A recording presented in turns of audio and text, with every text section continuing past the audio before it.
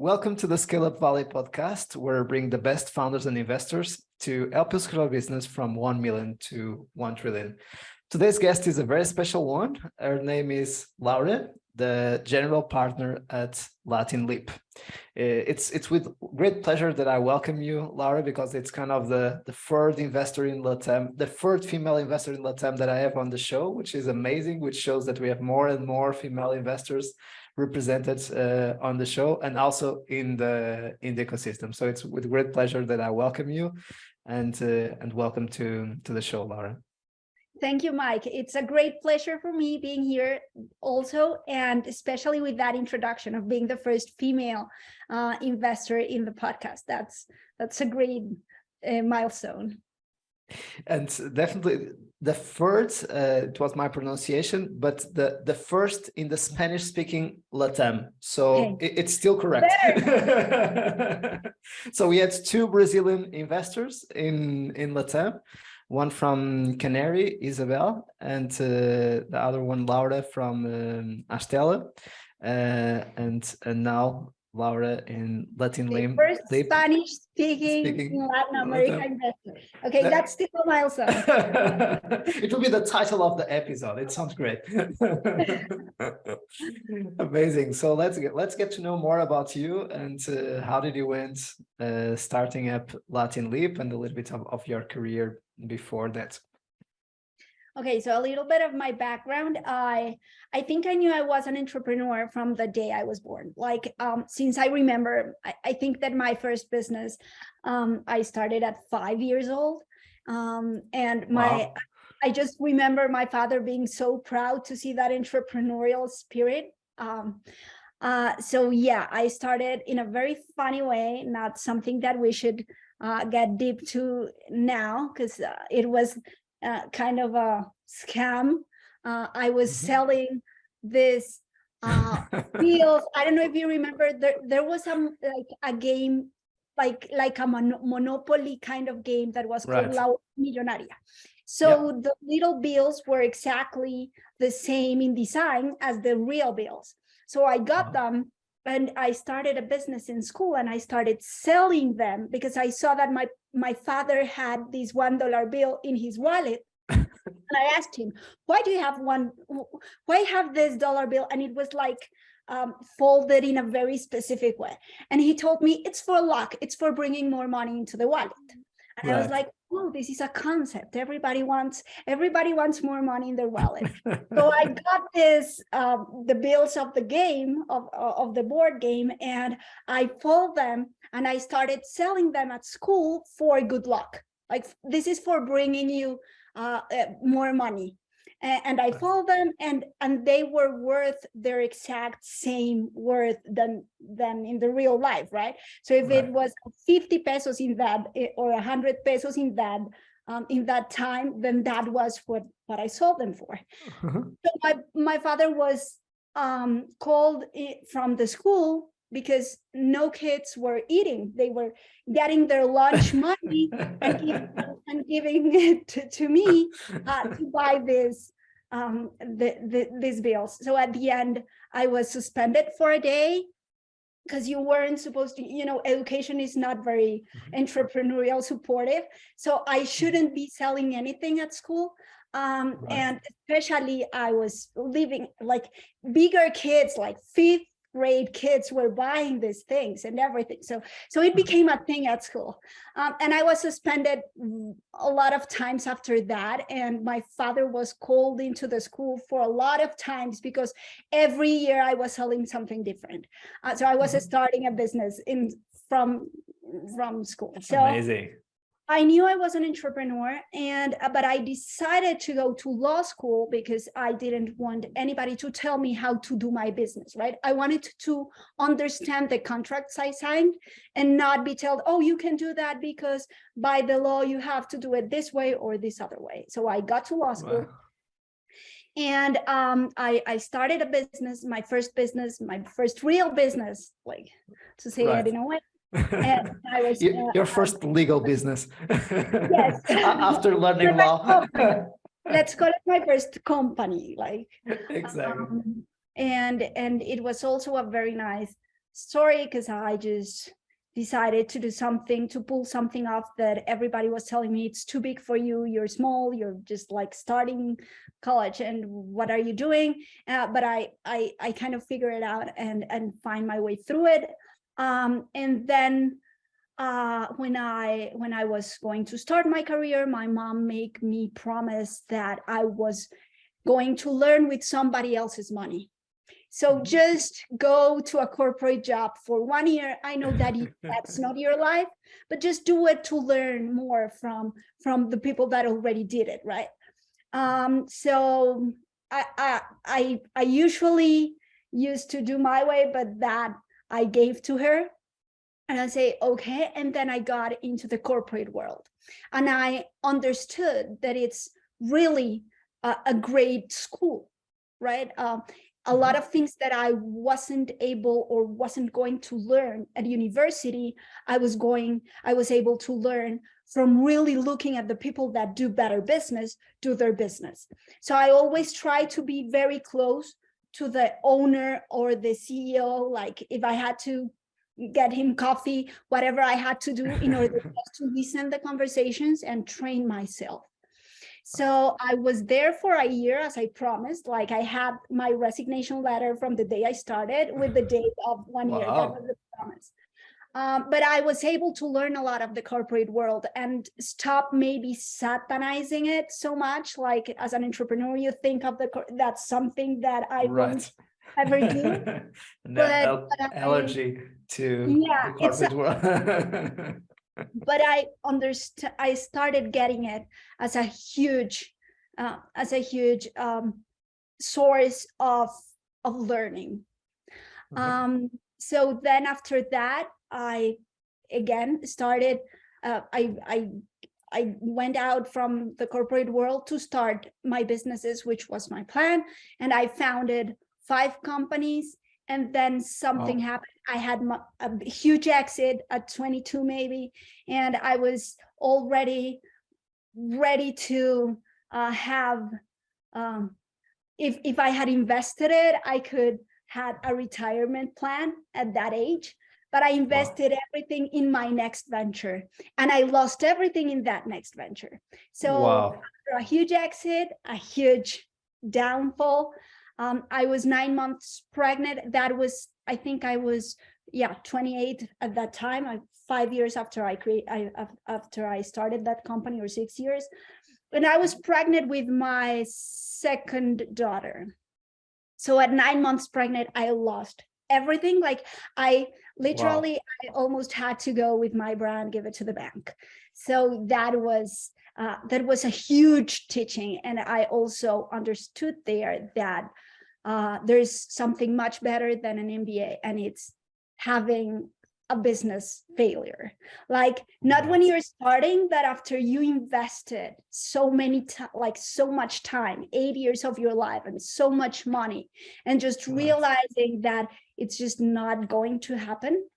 That feeling of failure is huge. So I went back to the corporate world again. After that, and I had the great opportunity of going to one of the biggest financial conglomerates in Latin America, that has presence all over from Mexico to Argentina, and I was able to learn a lot there too. So I was able to see entrepreneurship from another barrier, and it was the investment side, right? So I lead the innovation department. And of course, they wanted it to be very entrepreneurial, to create the new businesses for the group, the business for the future of the group. And we also created this CVC arm to invest in companies all around the world that were doing something disruptive in the areas of interest of the group, so we can bring them down to Latin America and enable the transformation of the group. So I learned to be at the investor side there, which I also had it like, oh, they're just putting money in. They don't know what real work is. We are the ones that broke our asses off trying to build a company, and they just pull in money. But I changed the way looked at things, and I started seeing how it's really like gas for creation, because startups, entrepreneurship is creation, creating a vision and bringing it to life. And in order to do that, you need building blocks, and part of those building blocks is capital. So if you have what we call smart capital, which everybody talks about smart capital, and every fund says that it's a smart capital, but at the end, the real smart capital, the ones that really give you more than money and give you knowledge and a network and whatever they can bring to the table, it really makes a difference on the company. And having those accompany you, not only expecting to drag, like to get out in 5 years with a multiple, with a 2x, 10x, whatever, but that really want to see you win, it makes a difference. Absolutely. And in the mindset and in the mental health of the entrepreneur, have that kind of support is very important. So I changed my mind towards investment. And when I went out of the corporate world after 5 years, I thought I was going to stay one, like last time, but it ended up growing in me. I was learning so much, and it was such a huge, nice, amazing opportunity that I end up staying for longer than I thought. So I went out and said, okay, I will have a sabbatical, which is a luxury. And I never thought that I would take a sabbatical. Amazing. 15 days after my sabbatical was started, I was called by Stefan, the general partner of Latin Lip, who has been on the show, episodes 239, by the way, for the ones who want to get to listen to that one. And sorry, you get to know Stefan 15 days after. Yes, no, I knew Stefan from before, and we had a lot of conversations when he was creating Latin Lip and around how to make it, and how was our experience by creating the CVC arm, how my experience was with investing abroad, but to bring to Latin America, and how that could help the development model in the region. And we started having these conversations, and that's when Latin Leap was born, and it is very aligned to what I was doing actually in the VC fund. So he called me and told me that he was thinking about creating a new fund in Latin Leap. This would be, I think, the third fund, and that, but it was all about education. And after you have kids, and if you have suffered school like I did, I hated school. Like it was a nightmare for me. It was trying to be in a mold that I didn't belong to. It was tight for me, right? And I always felt like I had no much of a talent, because I wasn't the math genius that stays seated 8 hours in a desk. You were a rebel. I'm a little more hyperactive. So it was not, I was never good enough, right? I had that label on for me. the system, right? For the system, right? So when I had kids and I had to send them to school, is this really the best thing I can do for them? Is there any more out there? How can we change this system from content, just induction, like you start pressing content to the kids, but how to change it to a system of more mindset setting that enables them for life, right? And they will find the content they need naturally. So I was in this place of wondering, how can I do better for them? And that was when I received the call, and he told me that he wanted to create this fund, thinking about changing education, and it was like perfectly aligned, and I couldn't do anything else than say yes. So I had a 15-day sabbatical, and that's how I ended up in Latin Live now. No backpacking, no travel around the world. Just in my bachelor. No time It wasn't how I expected it. for anything. Amazing story, and congratulations for the amazing story you have. So I can understand why we were having the conversation before starting the podcast, how you can emphasize for the ones who are going through roller coaster and business around their lives, and ups and downs and emotional ups and downs. It's very good to have you on the other side as a friend or as a partner in business. Cool. And Latin Leap, for the ones who are listening to this episode first and were not able to listen to Stefan, what is Latin Leap about? What is your thesis, etc.? Okay, I will tell you about Latin Leap in general, but I will concentrate in the third fund, which is the one that I'm in right now, right? In which partner. Yeah. So Latin Leap in general, it's a venture capital firm that it's a non-traditional in the sense that in Latin America, it invests especially in companies abroad, mainly with the thesis of emerging markets to emerging markets. So think about Southeast Asia. Southeast Asia has a lot of similarities with Latin America, even though they are so far away. We still have the same problems. We struggle with third world problems, right? So there are a lot of solutions that come out from Southeast Asia, taking Singapore as a hub, that can help us also bring forward the region. So Latin Leap invests in those kind of solutions to bring them to help them soft land in Latin America and create a better future for the region. So that's Latin Leap. So Mental Operating System, which is our MOS fund, which is our this third fund, it's all about how can we really use capital to, again, help the region move forward. And in that sense, we decided that we are non-traditional also in a way that we are not a venture fund that concentrates in verticals like almost every venture capital that I am in fintech, health tech. We of course invest in verticals, but that's not our thesis.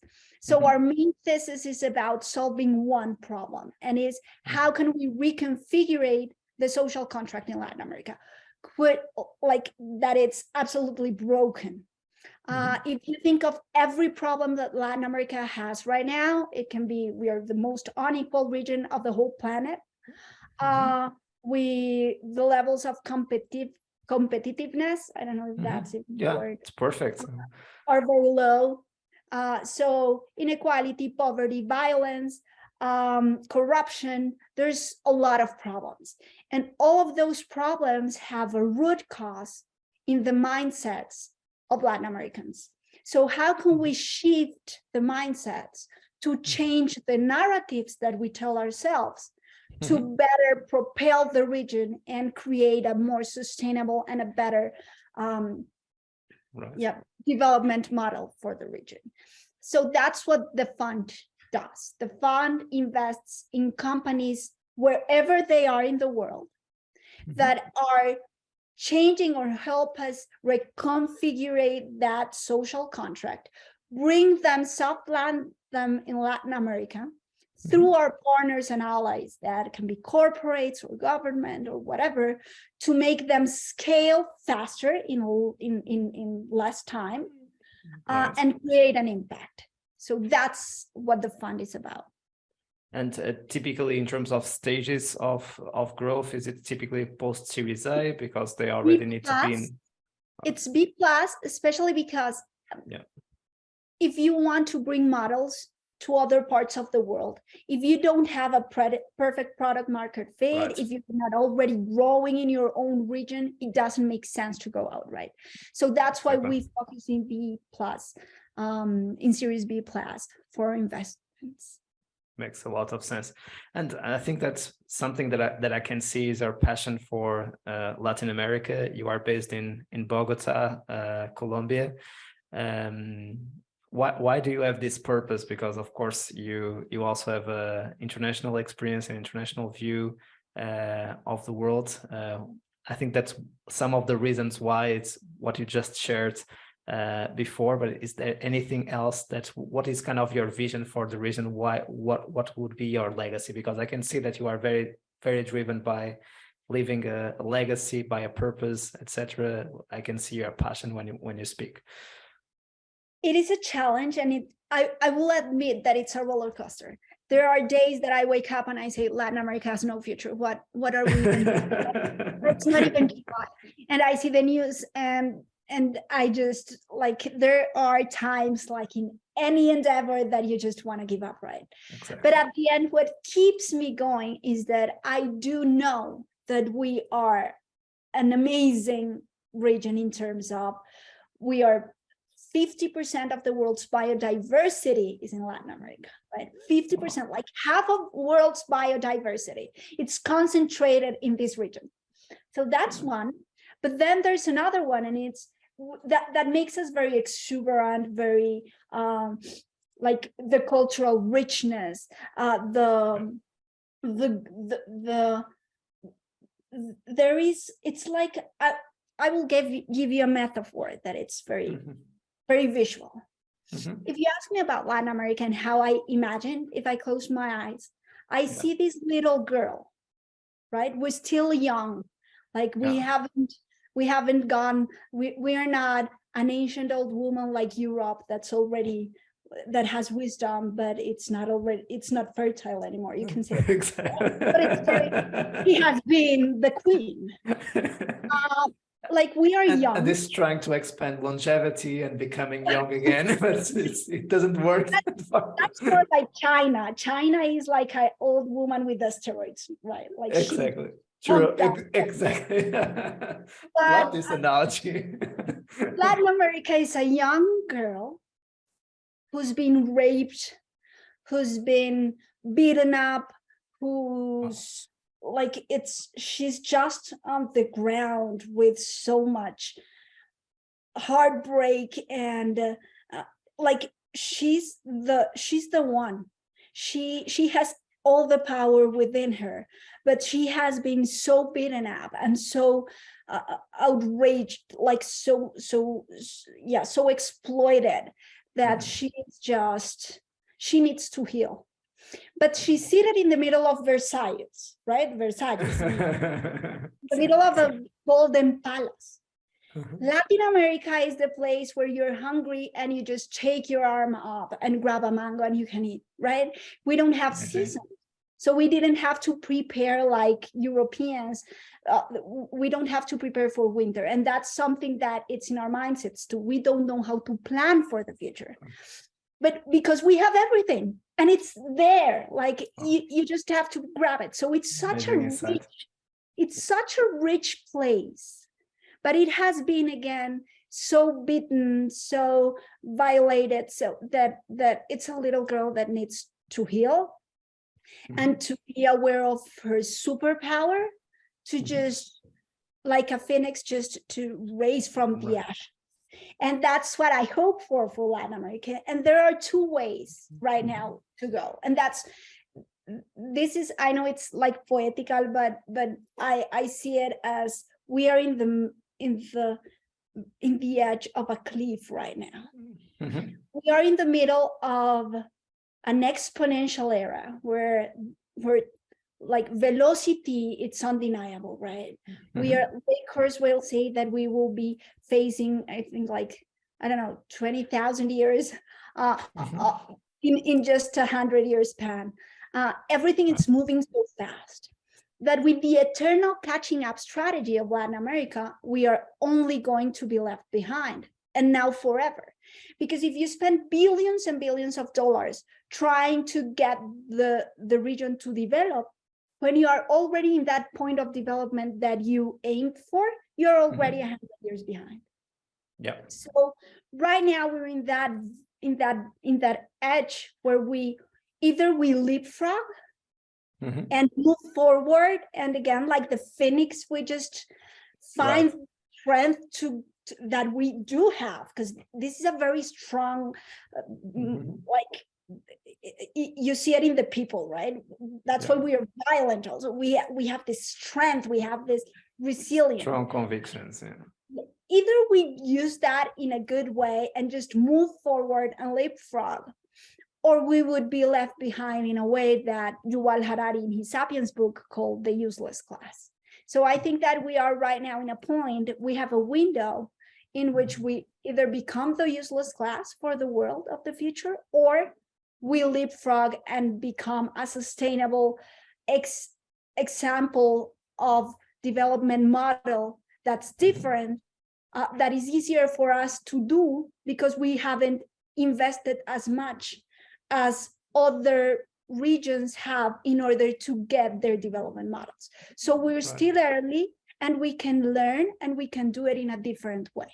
And that's why I'm so passionate about Latin America, because I do think that the next development model for a new world, for a new economy, can easily born here if we heal fast, and if we try to have a vision of the future that unite us to do that.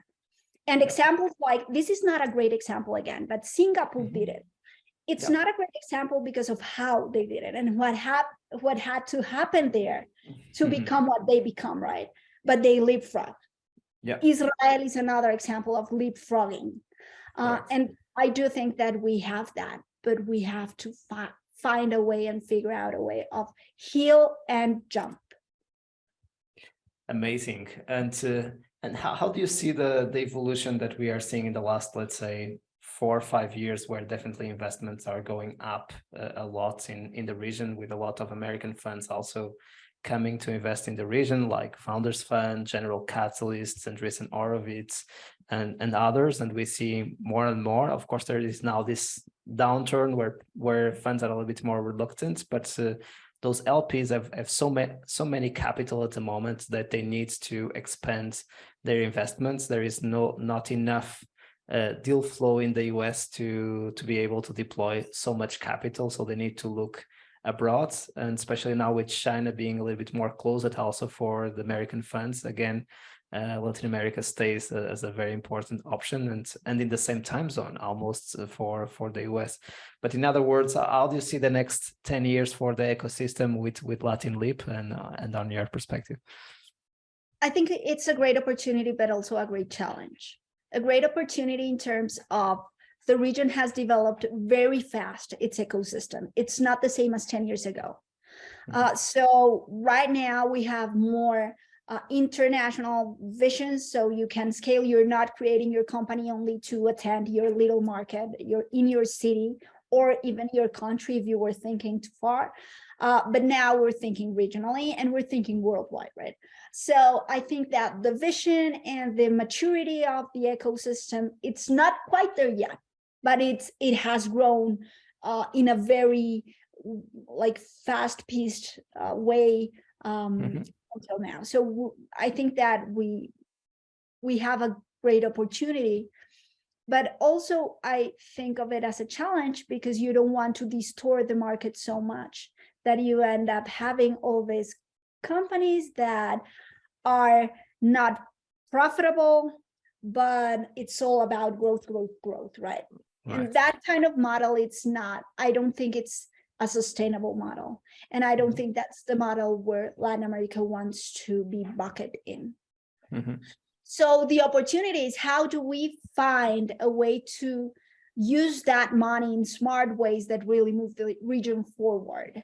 Not only about making billions for the entrepreneur, but how do we really help the region develop? Problems, right? How do we solve the real problems, which are not the same problems that you have in other parts of the world? Exactly. This is not a first world problem where you have to, and it's not, there's nothing bad with it, but the delivery, well, that's a problem, that I'm not sure if that's what we most need right now. Exactly. So how can we shift to those more sustainable models that really attend the problems that can change the region? And also, I would challenge your statement in a way that we were that in that space, but I don't know if that's where we are going to be at next year or in the next 2 years or in the next 3, right? Because the whole the whole love the fact that you challenge me. That's part of the show. The whole landscape right now in the world, it's changing rapidly. Yeah. So I don't know if the levels of investment that we had last year or even this year will be the same as in the next following years, because it depends also on the global output, right? Right. So let's see, let's hope. But I think that we have to prepare as a whole in the VC industry also for a time in which money is not going to be pouring in just like it was. Again, a huge opportunity, because then you are not buying at a super big high valuations, but you would be more reasonable in the valuations and get the market a little less distorted. It was becoming also a problem for the economics of the fund, right? Such high valuations, it was being difficult to really build a thesis and the maths for the fund out of those valuations. Yes, but I would love to see VC capital, like venture capital or VC money, to come from all over the world to really bet on a region that can hold a light in the future of a new kind of order, right? Yeah. I know it sounds super romantic, but I do believe that we are shifting from an old model to a new model, enabled, of course, by technology too. But in that shift, I think that Latin America can build itself up in a way that can mean a great opportunity for the world to bet on the region. Yeah, something interesting before kind of tapping some of your lessons as an entrepreneur, as building your CVC, and also with Latin Leap. Just something common that I see a lot is our companies building or expanding through the Spanish-speaking LATAM, or starting up and scaling up just via Brazil. And when they try to get out of Brazil to conquer the Spanish-speaking side, usually they have a hard time, and the ones who are expanding through the Spanish-speaking LATAM then have a hard time jumping into Brazil. Do you see two LATAMs or just one? What is your view as an insider of the region in that perspective? There's one LATAM, but there's no one LATAM market. You can think of Latin America as a whole. Not even just Spanish speaking and non-Spanish. Exactly. It's even more fragmented than that. If you really get to know the region, you understand that there are similarities throughout the markets, but they are there are a lot of specificities also regarding each market. So it's not the same.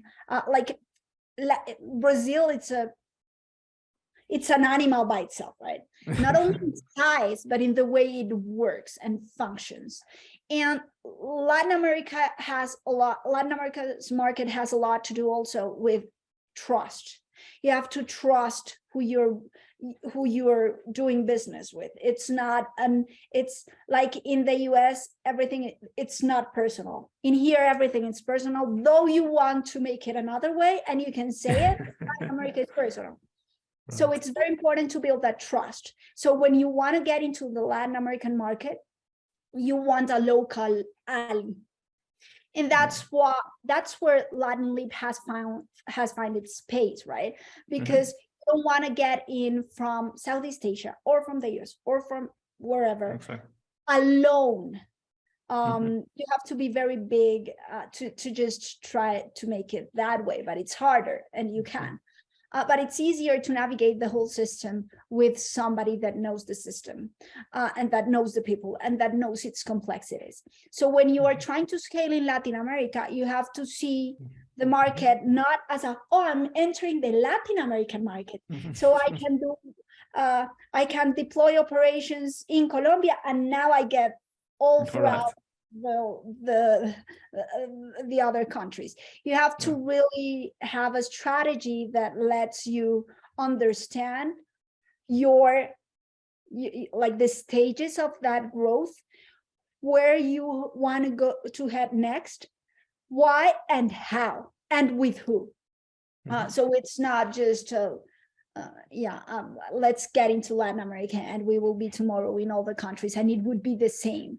Not operation wise, maybe not UX wise. Like there are some things that you would need to do to really have your fit in each of the different markets. Right. Good point. And of course, we will not have time to go to a lot of detail into each of your stages and that you shared in the first part of the show on your story. But if you'd have to summarize some of your lessons learned as an entrepreneur, building the CVC, being in the corporate side, and now being in the you have been on the CVC also in the investor side, but with a corporate behind now as a financial, or let's say VC or a classic VC, what were some of the lessons learned that you would like to share with the audience from the different hats that you had in your career so far? I think that the first one is there's no learning without failing.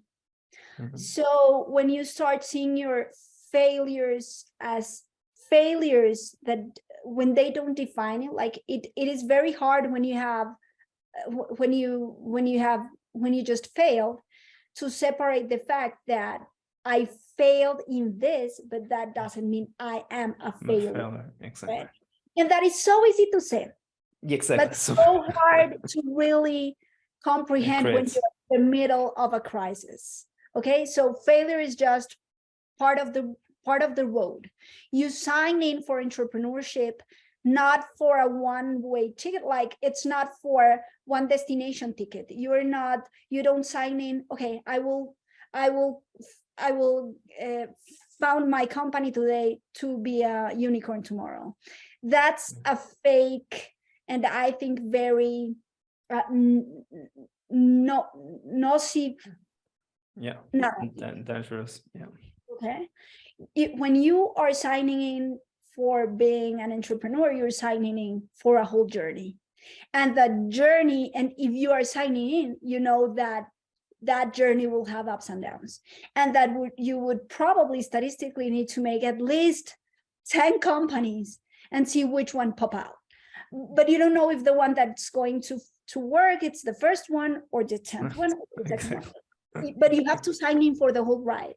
And usually we're getting people to sign in into entrepreneurship for a one-stop ticket. And that's just not true. And again, what we were discussing at the beginning, that is just causing so much damage in the mental wellness of the entrepreneurs, right? So you're signing in for a journey. That's a big lesson for me. And that's a lesson that you can apply not only for entrepreneurship, but for life as a whole.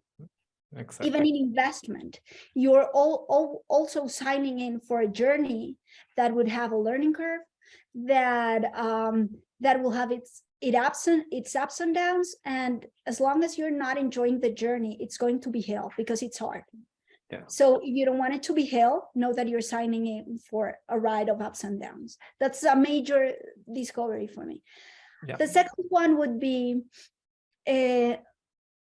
good companies, like we think, and it has to do with the first one, we tend to generalize narratives that are not true. So the statistic also show us that entrepreneurs that are more than 40 years old, that it's not their first company, that the company has at least 7 years of functioning, and it has, in those 7 years, the company has been 7 different companies, right? So you invest in one, but you end up investing in the 7th, which is the same company, but just the pivoting in the term, right? Absolutely. So you have to know that you are really, and this is also something that you hear often, but you're investing in an entrepreneur.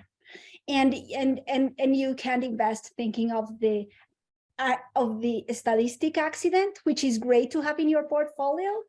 But you have to think about how the portfolio can, each company by its own, is really able to make it through because of its entrepreneur, because it's a direct reflection of its team. So I think that those lessons are important. And the third one and final one is that it's all an inner journey. The outer journey is a reflection of that inner journey. So if you understand yourself early, if you know yourself early, if you understand what you really want and know what the social script has tell you that you have to like, when you really help, it brings a clarity that it will just unfolds within anything you do. Yeah. So I think that would be my lesson so far, my biggest lesson. Love it.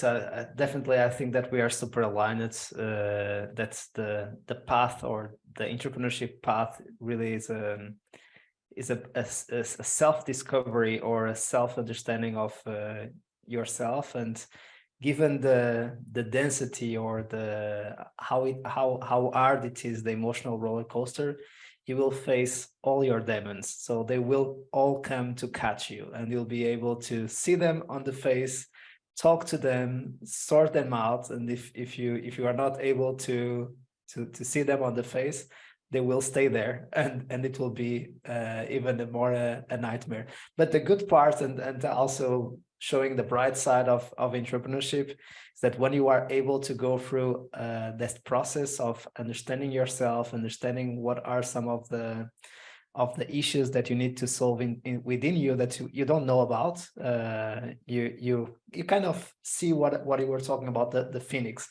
And I was talking before the podcast, it is an amazing coincidence or not, that before I joined, I was talking with my wife about the phoenix, the importance of the phoenix, and about the different moments of our life as a couple, and as entrepreneurs ourselves as well. So curious that we are recording today after that conversation at lunch. I think that entrepreneurship is like a concentrated peel of the Joseph Campbell's hero's journey, right?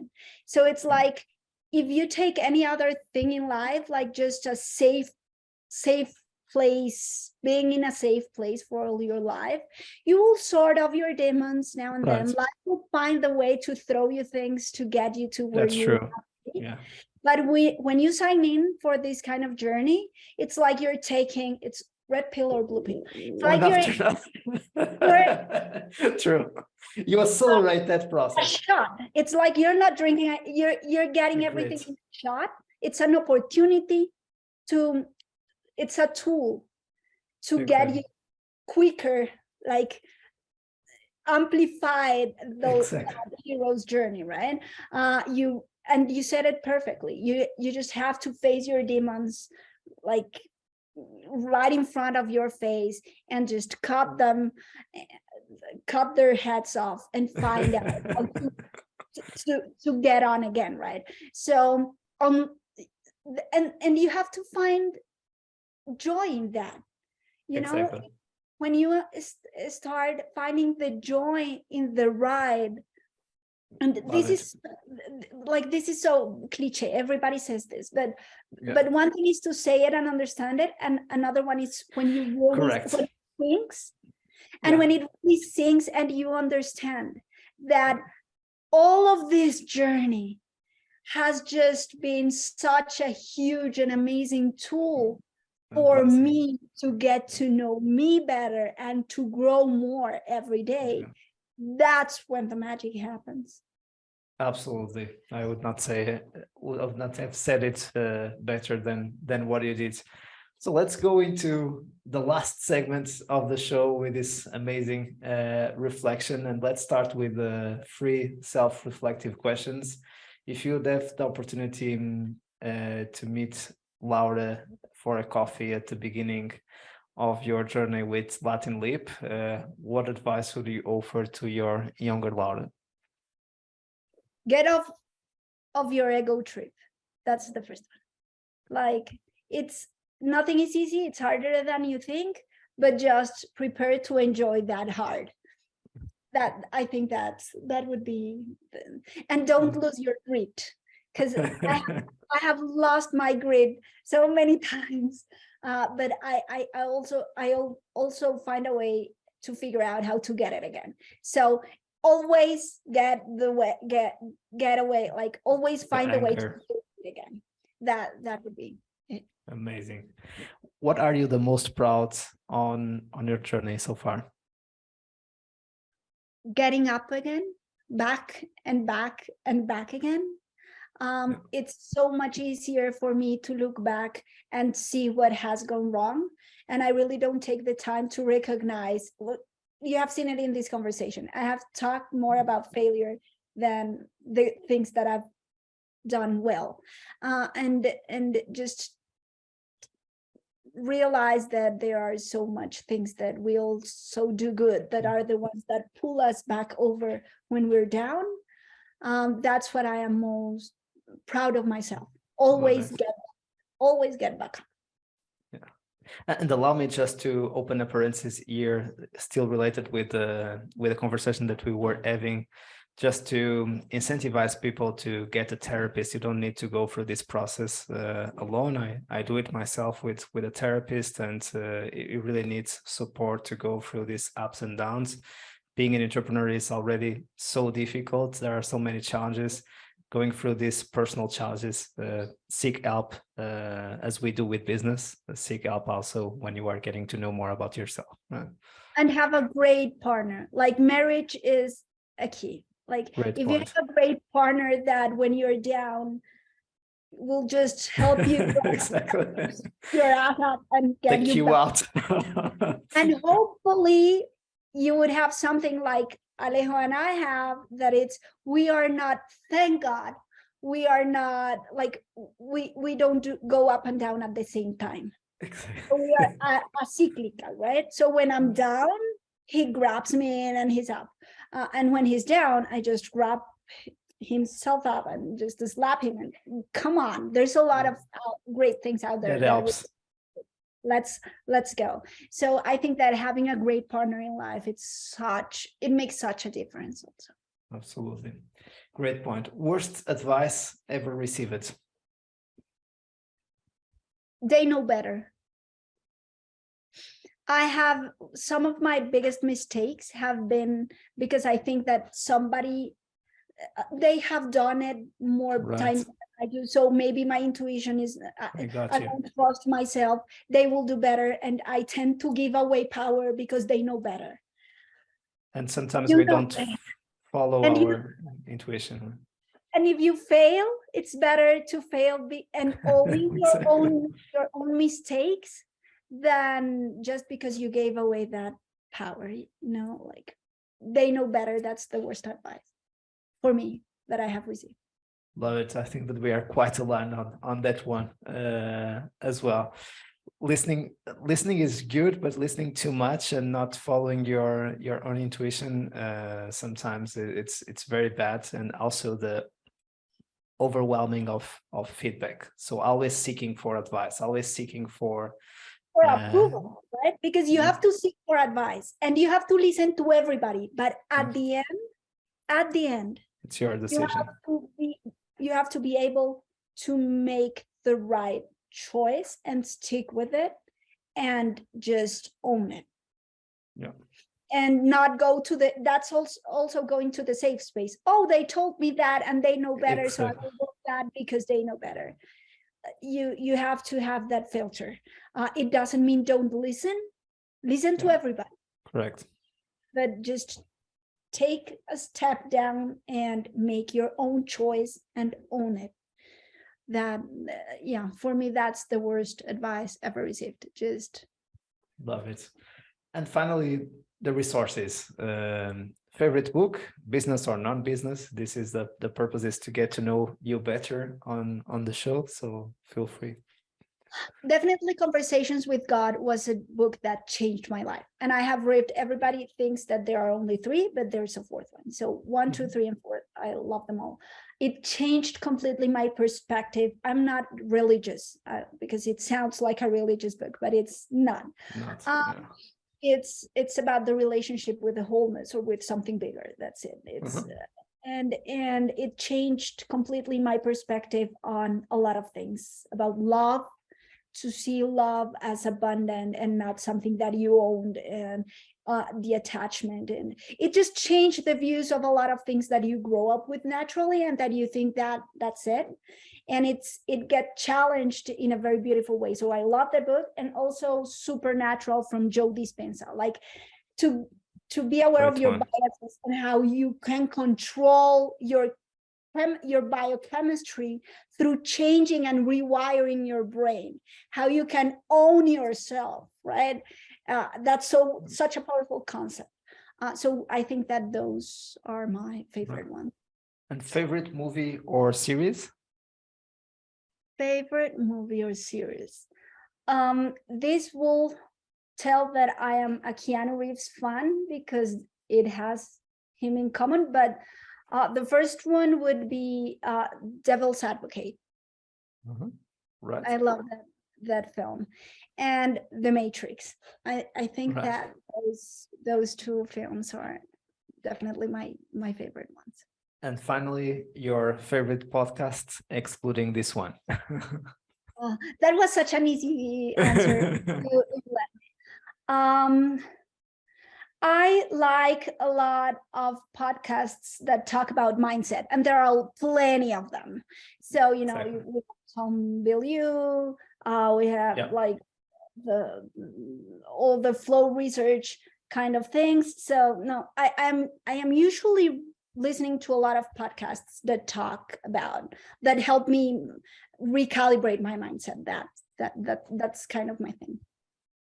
Laura, it has been a pleasure to have you on the show. Thanks so much for joining us today.